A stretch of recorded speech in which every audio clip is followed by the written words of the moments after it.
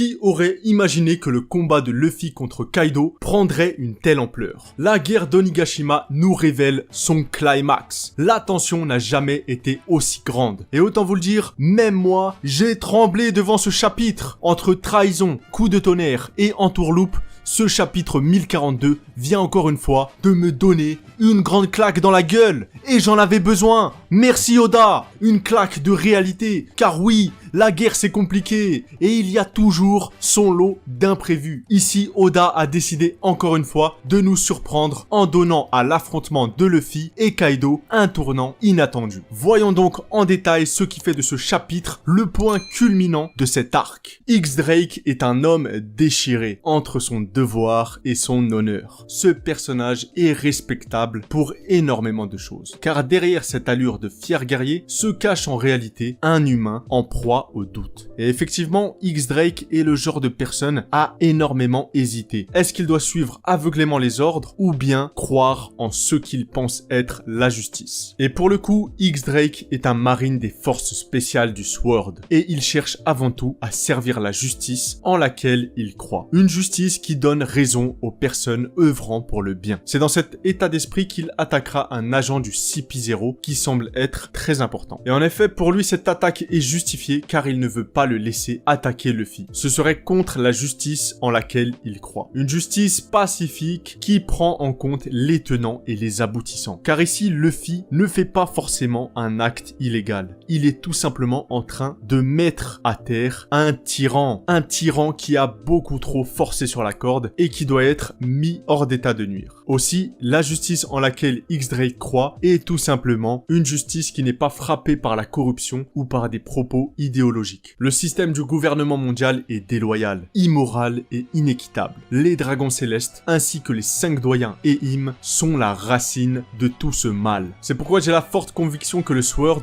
unité d'élite secrète des quartiers généraux de la marine, prendra dans le futur les commandes d'une nouvelle marine plus responsable et loyale. Le CP Aegis Zero agissant comme le bouclier du gouvernement mondial se fera ainsi dans le futur brisé par le Sword, faisant entrer dans la guerre finale un conflit fratricide entre les marines. Il y aura ainsi une déchirure entre les marines associées au Sword, croyant en une justice équitable pour tous, et une autre marine avec le CP0 plaçant leur intérêt dans la domination du monde coûte que coûte. Pour autant, ce conflit de la marine n'est pas encore au goût du jour. En effet, cette fois-ci, nous avons affaire à un agent du CP0 très puissant. Sa maîtrise des 5 pouvoirs est impressionnante. J'ai été agréablement surpris de constater que cet agent du CP0 est très habile dans l'art du combat. Aussi, les paroles échangées entre cet agent du CP0 et X-Drake sont très intéressantes. En effet, X-Drake, avant de tomber, dira à cet agent qu'il agit pour sa propre justice. Ce à quoi ce dernier répondra qu'il l'envie. On se rend compte ainsi que les membres du CP0 ne sont en réalité que d'autres victimes de l'embrigadement du gouvernement mondial. Ces derniers ne sont que des pantins, agissant sur les ordres directs des 5 doyens ainsi que des dragons célestes. Il n'en reste pas moins que ces agents sont tout de même humains. Ainsi, je suis persuadé qu'il sera possible d'observer dans le futur des rébellions de membres du CP0. Pour autant, le coup mortel porté à X-Drake nous montre que cet agent est irrécupérable et est bien décidé à mourir pour la justice des 5 doyens. Est-ce la fin de X-Drake? Je ne le pense pas, car ce dernier est désormais une figure emblématique des membres du Sword. Et comme dit précédemment, le futur de la marine dépendra de cette faction. X-Drake est un supernova, et comme tout supernova, il apportera un grand changement sur le monde. Par contre, pour ce qui est du membre du CP0, autant vous le dire tout de suite, en utilisant mes pouvoirs de prédiction tels Hawkins,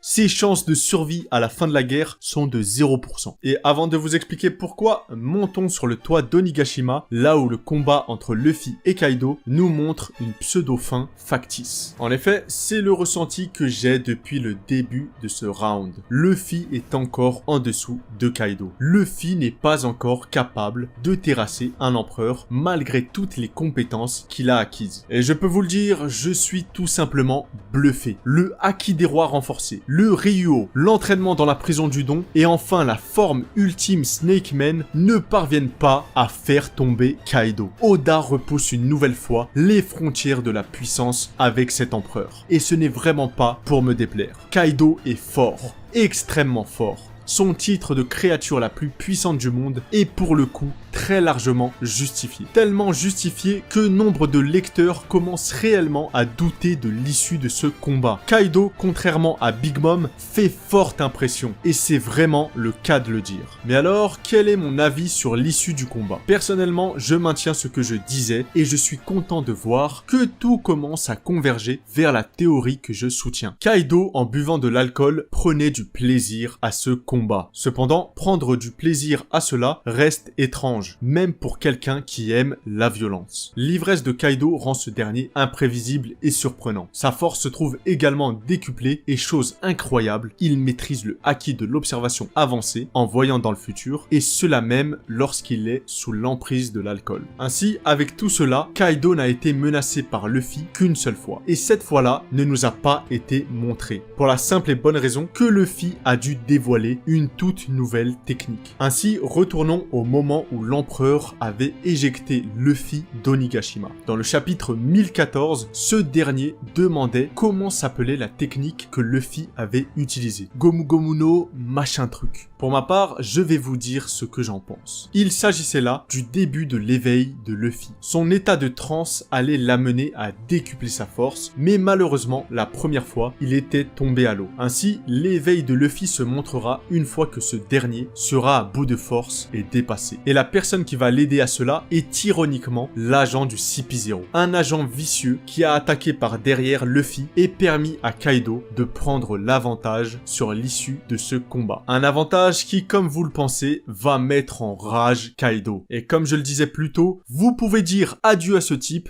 qui va subir une atomisation de Kaido. Kaido est accro au combat. Et retrouver la même situation qu'il y a 20 ans plus tôt avec Oden Kozuki va avoir l'effet d'un électrochoc sur lui. Préparez-vous à le voir dessouler au prochain chapitre et à nous montrer un visage monstrueux car lui aussi va révéler son éveil surpuissant. Et comme je le dis souvent, cet éveil du Zoan trouvera un éveil encore plus impressionnant face à lui. Il s'agit bien évidemment de l'éveil du Gomu Gomu no Mi, ou plutôt devrais-je l'appeler l'éveil du fruit de la volonté. Ceux qui ont regardé ma review sur le vrai nom du Gomu Gomu no Mi, je vous le redis encore une fois. Le fruit du démon de Luffy n'est pas simplement lié à l'élasticité et au caoutchouc. Son fruit est mythique et il ne s'est éveillé qu'une seule fois, il y a 800 ans auparavant avec son ancien détenteur Joy Boy. Luffy à bout de force va nous dévoiler très prochainement son éveil avec une nouvelle forme. Mais alors pourquoi ce fruit est celui de la volonté? Du moins, pourquoi c'est le nom que je lui donne pour le moment? Tout simplement car je suis persuadé que Luffy est capable d'utiliser les techniques qu'il souhaite comme bon lui semble. Il ne s'en rend tout simplement pas compte. La dernière fois, j'avais pris l'exemple du feu en vous disant que dans la logique des choses, le feu que produit Luffy ne devrait pas brûler car il est uniquement issu de la friction de l'air. Or, la volonté de Luffy est ardente. Ce qui fait qu'il est capable d'utiliser des pouvoirs similaires à celui de son frère décédé, Ace. Dans ce chapitre, cette idée de vouloir utiliser la technique qu'il souhaite s'applique également. En effet, Kaido est étonné de voir que Luffy parvient à modifier la trajectoire de ses coups et précise que le caoutchouc n'est pas en capacité de faire cela. C'est extrêmement intéressant, car pour moi, le fruit du caoutchouc est à prendre comme une idée, ou plutôt un concept. En effet, on peut étirer le caoutchouc